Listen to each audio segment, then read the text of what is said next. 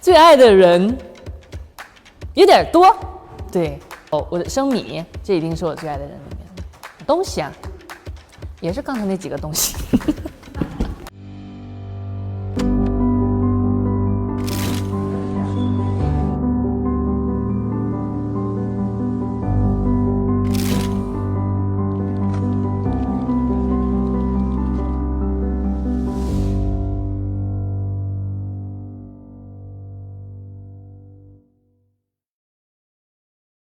您坐。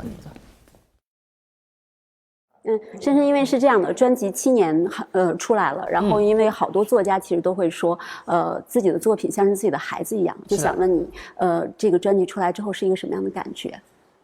真实的反应就是心里想的是，哇，终于是现在做完了，终于可以发出来了，就是所有的压力全部都结束了的感觉。其实我们上次采访你的时候，我不知道你记不记得，当时你其实就说到自己的二专，然后你说其实中间经历了很多的反复，对，然后你说你最终坚定的是就是要做自己喜欢的东西，对，然后做了自己喜欢的东西，你才能决定这张专辑是你要的，对，所以其实现在这种专辑是你达到了你自己喜欢的标准吗？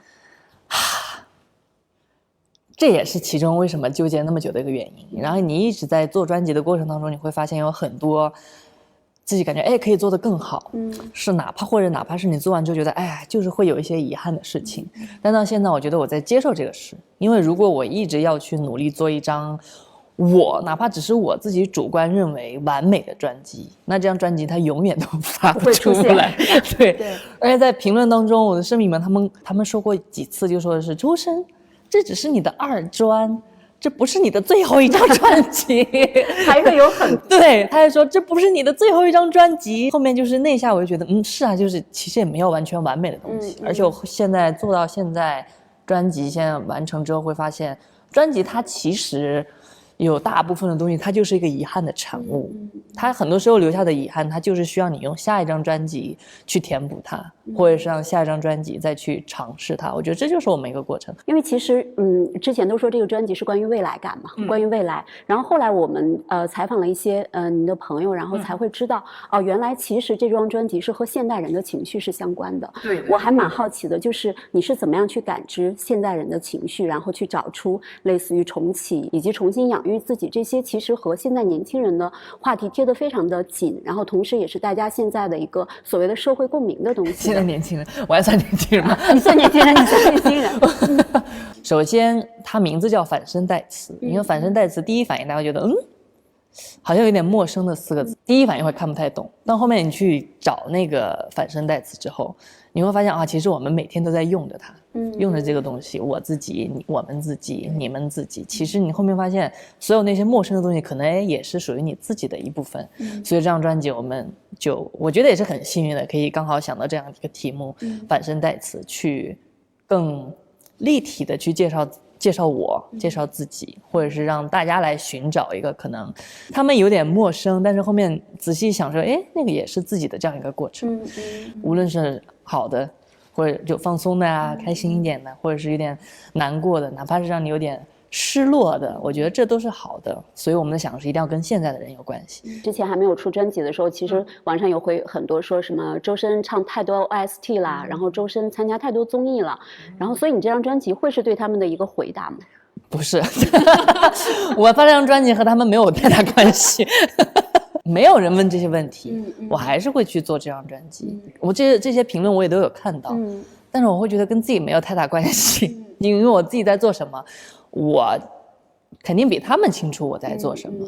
对，所以这其实也是慢慢修炼出来的一个能力，就是因为我永远没有办法忘记我第一次接到 OST 的开心，也没有办法忘记第一次接到综艺或者是真人秀的开心，或者是第一次接到音综的开心。我不能够因为我唱的多了，或者是录的相对来说比较多了，我就是会变为什么呢？我当时那么努力，我才有可以唱到 OST，那么努力才可以去到综艺里面被大家认识。我觉得这些都是我被认识，真的是都是我被认识的途径。而且我越来越觉得很幸运，就大家除了听我的歌之外，大家就会开始认识很多不同的周深。那这张专辑里面体现出来的最陌生的周深会是什么呢？哦，我觉得很多，很多啊。对，我觉得蜃楼出来，大家第一反应就是说想过专辑会不一样，但是没有想到是这样一个周深。首先我觉得从音乐风格上吧，相对来说，我觉得我们这张专辑的音乐风格会比较年轻化一点。我觉得要用这样的词去形容它。还有一个就是大家不一样，可能这首专辑里面高音没有那么多，我觉得各方面都很不我包括无论是从它的概念或者它的曲风、它的词风，都很不我。但是又非常我，因为几乎每首歌里都会有我自己的一些情感投入，或者是跟我这个人有关系吧。听说有一个叫重启，所以我还蛮好奇的，如果重启人生，周深到底想要什么样的人生？这个问题，如果重启人生，说实话，我觉得我现在人生过得挺好的，所以不想重启是吗？不太想重启，因为我有没有在想过，重启人生这首歌是设定是200年后每个人都可以去用到的那样一个按钮，一键重生。对，你可以随时重启。可能之前觉得自己后悔没有好好的对待父母啊，或者是没有好好的，就可能哪一天情绪过于激烈了，去凶到了自己很珍贵的人呢，然后感觉创造了一些不太好去修复的伤口，所以他就不停的重启。但是后面你会发现其实没有用的，因为你重启修复了那个，它一定还会有另外一个问题出现。所以重启我们那首歌，他就一直在想 I'm ready now, I'm ready now， 他觉得他一直在做好了这个准备，一定可以过一个完美的人生，但是不可能的。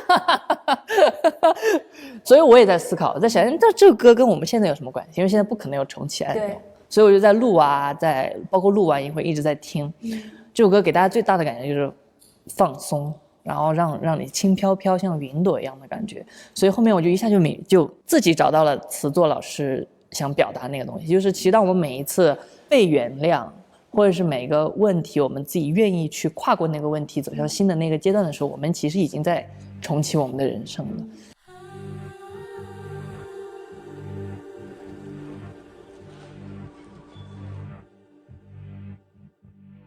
你记不记得之前我们曾经采访你一个朋友，他说你由玻璃变成了钢化玻璃。对，就是原来玻璃其实相对来说它非常的易碎一点，对，比较易碎，然后变成了钢化玻璃。所以其实你如果觉得的话，你形容现在自己的状态的话，会是一种什么样的状态？我觉得很像是就那种钢化玻璃被砸碎了之后，它不会就会贴在一起嘛，碎碎的揉在一起。然后把它砸得更碎之后再揉在一起，它其实就没有角度去碎了。我觉得这更像我吧。自己先碎是吗？对，自己先把自己砸碎一下。任何最坏的，自己先想一遍，他们会怎么说？可以了，出去吧。然后发现他们也就这样。那这个事先是要做很多的这种，要把所有东西都排出去。对，我不是在让大家找更犀利的语言来骂我，没有那个意思。没有那个意思。其实我自己的性格也是这样我做所有事情我会先预设一个不太好的，就是最好的结果或者是最坏的结果，我两个都会预设，因为我知道往往事情也不会是最好的结果，也不会是最坏的结果。那既然如果它是我想做的，那就去做就好了。然后中间我们也有一首歌曲，暂定的名字是警报。我们设定200年后，每个人身边都会有这样一个 AI 小机器人陪你长大，它就时时刻刻的都在记录着你的生活吧，在观察你的生活健不健康啊，什么什么的。它就像我们的手机一样，他发现我的主人怎么一直在就是不停的在向外付出，所以他就不停的在向自己的主人发出警报。会觉得和自己很像吗？当然跟自己很像，尤其是跟前期的我比较内向，然后因为没办法性格又比较敏感嘛，所以你其实可以捕捉到很多空气当中大家的情绪变化，感觉到那份尴尬，或者是那份害怕，或者反正就是那种各种不安，你就很想去把它要么就躲掉，要么你就是去尝试的把它捋一捋，但有的时候通常自己也没有那么大能力去捋好，所以就会有那种内耗就会出现。但我觉得现在的我会更好一点点，会至少会努力的让自己去尽量的减少内耗，或者是更好努力的去保护好自己的状态一点点。对。那也有一种说法，他会说其实是你在黑暗里面蛰伏太久了，所以你一旦冲上来之后，你会发现其实什么都是可以接受的。会有这种吗？因为其实你前期真的非常非常不能说黑暗，但是非常的不顺利。哎呀，我觉得可能是，可能就意识不到那个环境是什么颜色吧，可能会这样，所以也反而是因为那些原因，你就更知道怎么去做自己。前2天，刚刚也是看到就是余华老师的一个他的采访还是怎么样，他说我忘了他的原话怎么说，但大概意思就是树它最后长成的样子，还是它树应该长成的树的样子，而不是要按照阳光的期望你长的样子去变成的样子。你最后无论走多少条路，弯路或者是捷径，但那都是你最后去找寻自己的一个过程。所以我在录重启人生，我也在想，好像也没有什么需要去改的，因为改完之后也不一定会更好，因为你改完这个就会出现另外一个我害怕出现我更应付不了的问题，还是算了吧所以包括其实14、15年的时候，可能非常的那段时间，应该还是相对来说就是蛰伏的比较深的，因为那个时候好像没有太多的能力去往即使那样的话，你也不想改变，不想，嗯。而且我之前也说过，还挺幸运的是自己不是一夜爆红型的歌手，因为我觉得那样需要更厉害的精神内核去迎接那些东西，以及在那样的环境当中去成长。我不确定自己可不可以去掌握那样的事情，但是我这样慢慢成长，我觉得可能也许更适合我。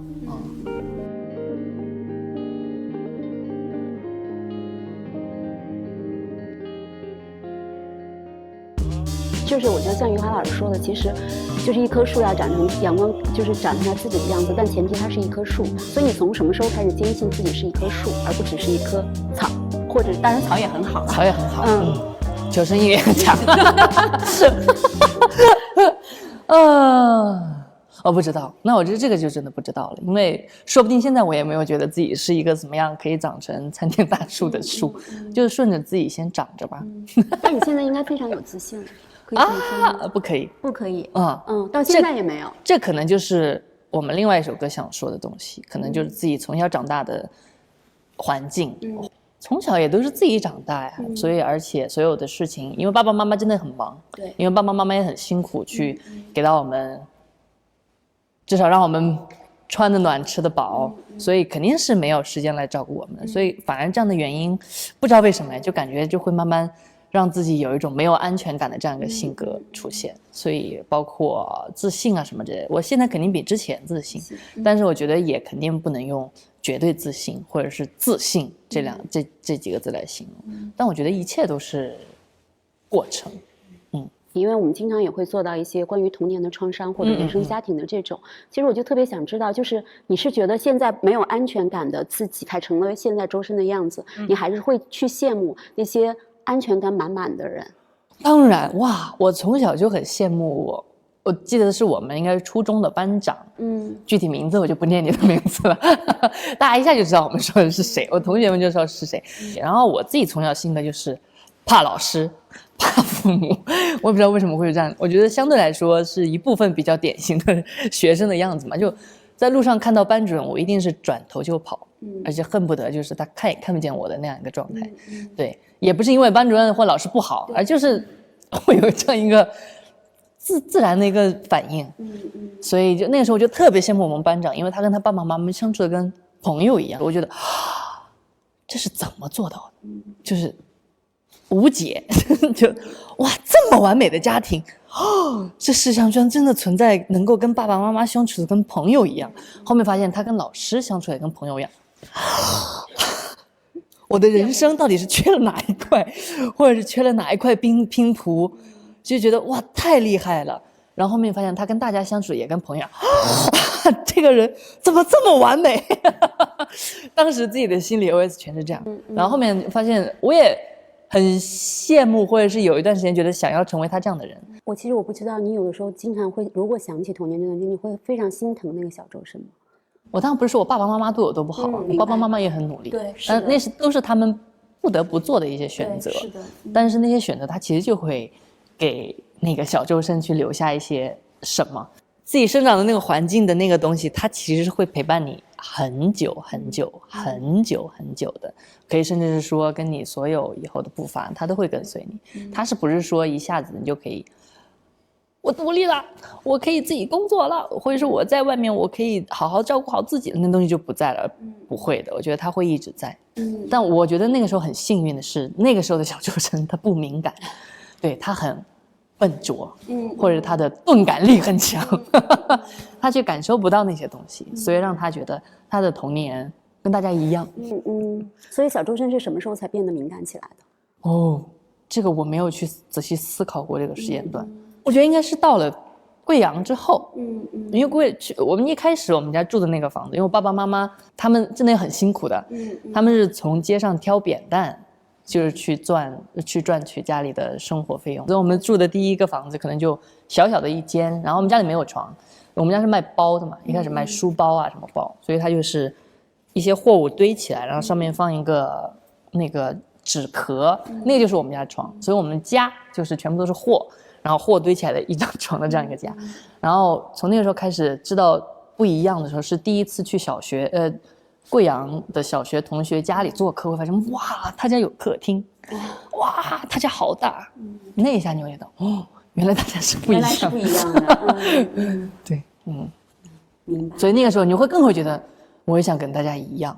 童年的经历也很难去选择，对，而且我们自己是我们养育的第一个小朋友啊，对，我觉得这个就说得很对。我觉得重新养育这件事情，因为我们之前还曾经做了一个征集，然后收到了就是你是如何重新养育自己的，收到了很多人的，真的是从来没有吃过，小的时候特别想吃，然后家长就是不给买，但我现在就要放他来吃。我小时候是一个非常乖非常懂事，我现在就是要叛逆，我觉得这样挺好的，因为这是他唯一解脱的方法。是，我觉得就是对。还是要有个度啦，你一直吃你会后悔的。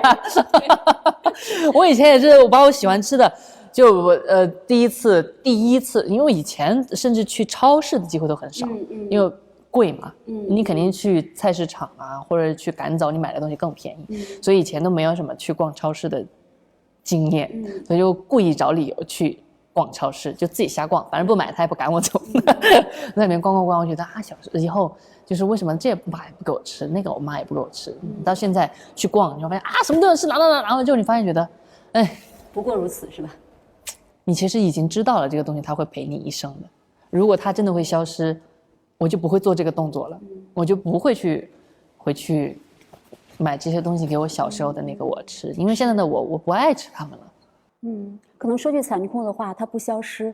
然后才让你成长的现在这样的一个人。对，所以我觉得要让它变成一个可以回收利用的东西。我还特别好奇的就是关于周深对于偏见这件事情是怎么看？因为你其实是经受过所谓的偏见和歧视，然后又是等于是好了，现在也有了，也并没有全部走过去。对，但基本上它已经不是一个主流了。所以我其实还蛮好奇你对这件事情是怎么看的？就是因为它存在过你身上，但实际上你其实是把它走过去了。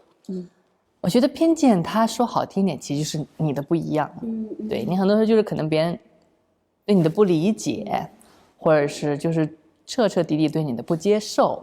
我是这样去理解偏见这两个字的。包括我之前也有说过，我比其他所有的歌手会更多一段路要走，就是让大家去接受周深的声音是这个样子的，而不是说是啊一个男生唱这样的声音。每个歌手老师都会有一段要被大家接纳的过程，但可能我会比他们更多一个，就是要去先撇开那个所谓的猎奇呀，或者怎么样，就光来看唱歌这件事情的这段路。所以我觉得我一直也还在这条路上。还在吗？对，在的。因为之前你会经常收到就是什么这是个男生或怎么样，那是因为觉得因为还没有被听到嘛，然后现在觉得好像自己有被很多人听到了，但相对以前肯定多。但后面慢慢会在不同的地方，你还会发现有这样的声音，我觉得我还有很多的听众可以再去重新的被听。没有辐射到是吧？所以这段多走的路会让你对这个世界变得更平和，还是更忠厚吗？我觉得更平和因为反而是多走的这条路会让我觉得自己很特别。对。因为我小时候自己很多时候的一些不安全感啊，或者怎么样的时候，是因为小时候自己一直在努力让自己想要成为一个和别人一样的人。对，会希望可以跟别人成为一个可能放学了有爸爸妈妈接的人，然后可以成为自己不用做饭给爸爸妈妈再送到门面上的人，或者跟别人成为一个就是放假了可以去享受暑假、享受寒假的一个人，或者是更早一点的自己，不是一个1年才可以见一次父母的人。我觉得很多时候哇，突然有点触动，就觉得小时候其实一直在努力的想当一个一样的人。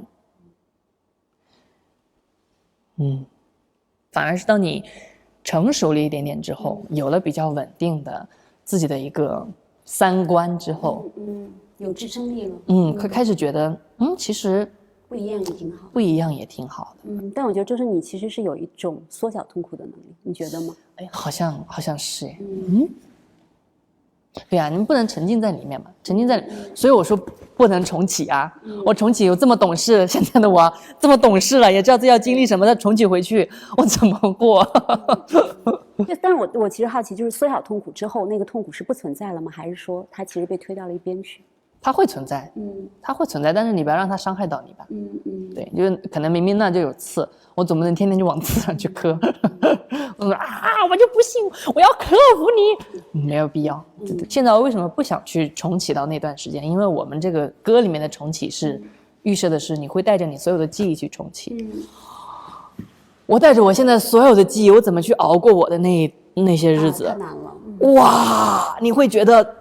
天哪，苍老的灵魂，你会觉得我做错了什么？我要重新活一遍。对，所以我才觉得我不愿意去重启。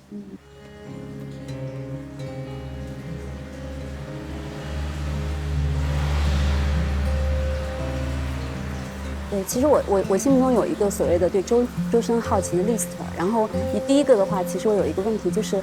周深为什么要叫周深？因为我知道你那个周星星的故事，但是我还是不知道为什么要叫深，因为这个字其实并没有那么常见。我们家就是爷爷相对来说读过书，所以爷爷给取的这个深字。我真的很少见深这个字做名字，是，但它又很好听。初中的时候我很少零花钱的，我每年给他几毛钱，或者是顶天了1、2块那种，然后你肯定要吃饭。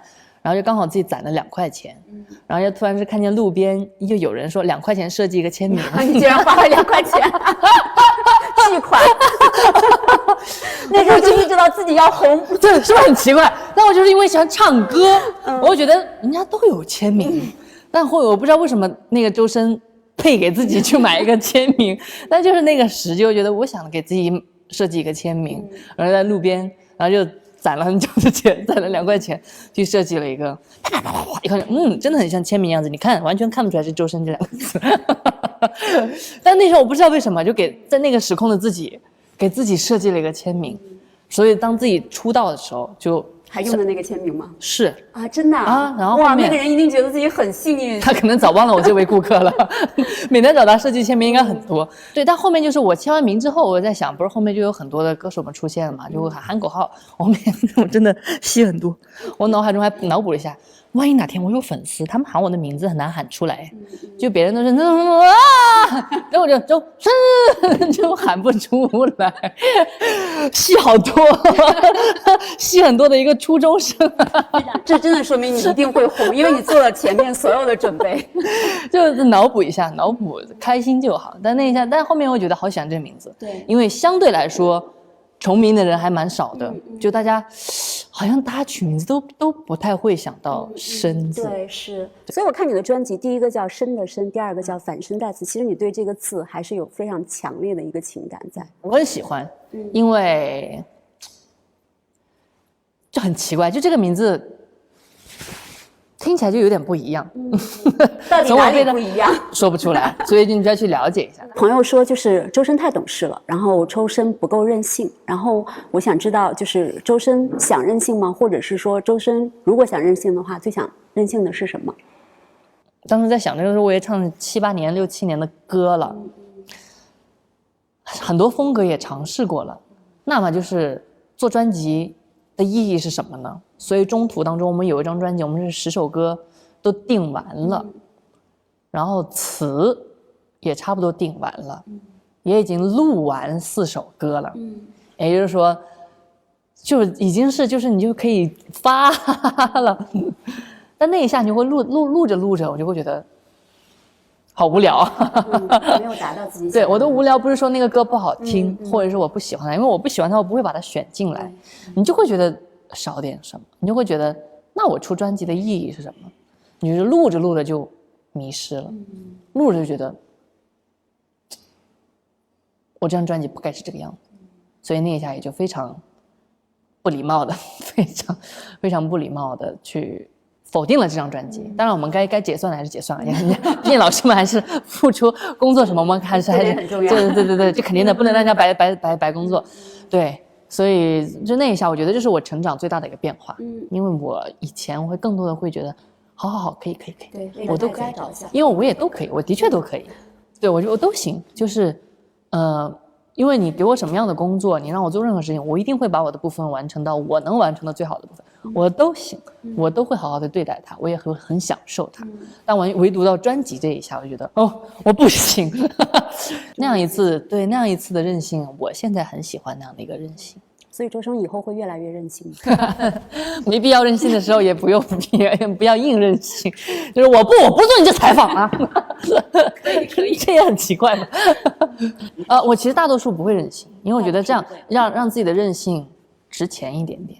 我不知道你有没有听别人说，就说因为周深太懂事了，周深做什么事情都非常的不任性，会说周深其实裹着一层壳，会有人这么说你吗？因为就是大家会觉得，也许有，但是应该也不会当面说。您是第一个当面这样说我的人。我只是借别人的话说，我没有，开玩笑。你觉得自己有壳吗？当然会有啊，那没壳那也天天在外面受伤，太惨了吧？对。那所以周深是需要每天的独处时间的吗？或者你会需要很长的独处时间吗？需要啊，当然需要。而且我看那个，我不知道在哪看到的。他们说 I 人跟 E 人最大的一个区别，不仅仅是外向和内向，而是 E 人他们可以通过外界的能量去修复自己，但 I 人是需要自己去修复自己。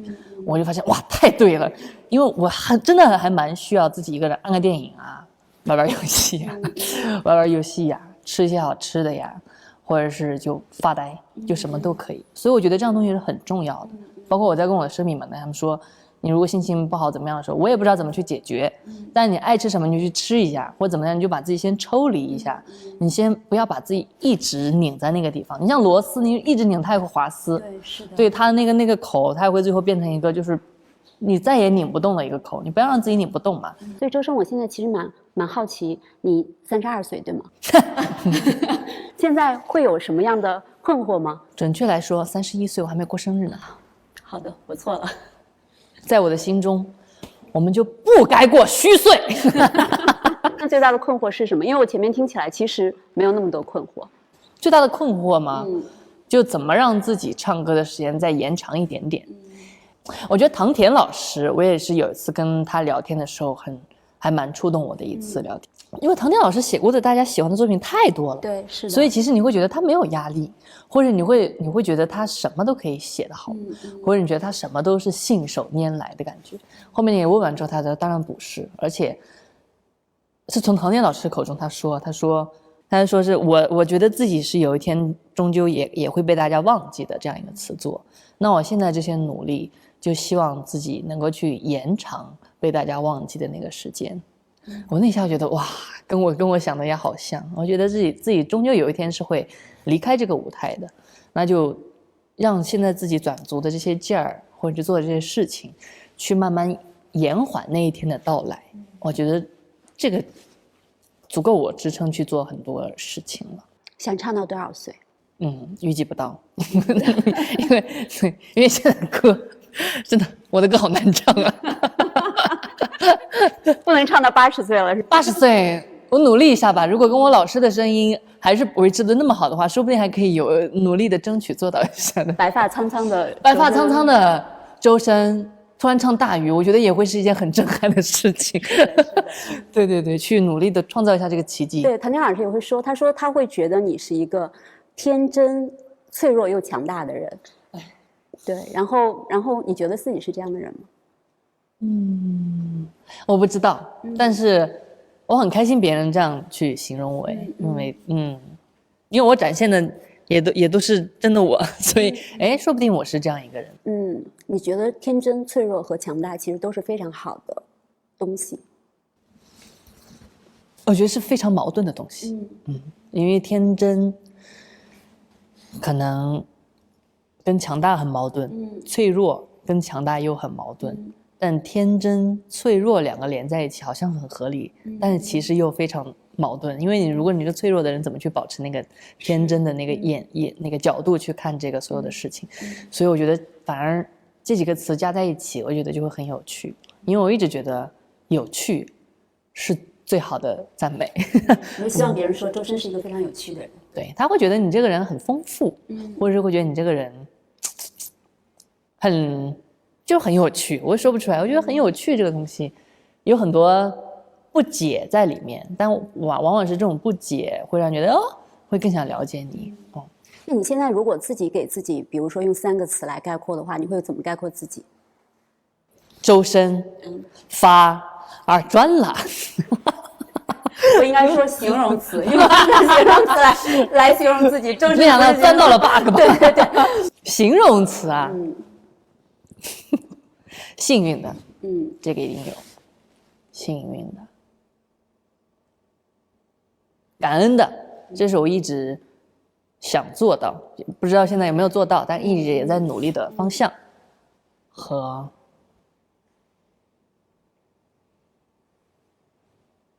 尽力了的，就是对，因为我肯定很多事情也没有做得那么好，我自己也肯定知道，因为人无完人嘛。虽然会不停地用这个去安抚自己，但肯定有很多，无论是专辑上的遗憾，或者是很多在舞台上的遗憾，因为太正常了，因为一定会有过唱的可能没有那么稳的舞台，或怎么样。但是每一个舞台或者是做的每一个事情，我都已经经历了的。现在大家其实，越来越知道，很多时候可能就是努力一定不会有100%的收获，或者是甚至很多时候你努力了，你甚至都没有收获。但我觉得自己作为一个歌手走到这一步，我觉得在某个时机上，也是我看到的留言很打动我的。他说你的存在会让我觉得，很多时候我们的努力是有那个成功的几率的。我觉得自己的很多时候影响力真的挺渺小的，因为听我的歌的人说我的生米们，他们会听着每一首歌，或者是可能幸福一点我的听众们。但是我有的时候又觉得自己的影响力很大，因为就会有一个人听你的歌，他会可能中间拜托了6个人来告诉你，他在那个夜晚听我这首歌在痛哭。他一个成年男子40-50岁的大汉然后他在半夜他听光亮，他就听哭到不行。就那一下我就会觉得就很扎我的心窝，就会觉得原来我的存在有这么大的意义。我觉得还有很多的可能性，或者很多的事情等我去触发，或者是可能有更多的经验去等待我的解开，或是我的理解。这也是我觉得有趣的一部分，有很多的未知，又恐怖，但是又期待。最后一个问题，因为我经常采访的时候特别爱问的一个，就是你最近做的一个梦是什么？哦哟，我不怎么做梦我觉得这是老天给我的礼物，睡得比较好一点点，基本上不失眠。基本上一般我说完这种话之后，第2天我就失眠。基本上不做梦，可以这么说是吗？看来今天会有一个梦了。很少，但一般都是奇奇怪怪的梦我真的想不太起来我做什么梦了昨天没做梦，前天没做梦。我有个做了很多年的梦，想长高。这是真实的梦是吧？真的想不起来做什么梦，但每次我说我要长高的时候，都会有你做梦吧你。我要笑死了。好的，你这是我听到的最奇特的回答。我做梦真的比较少。好的，挺好的。你做梦吧。对，我做梦吧我。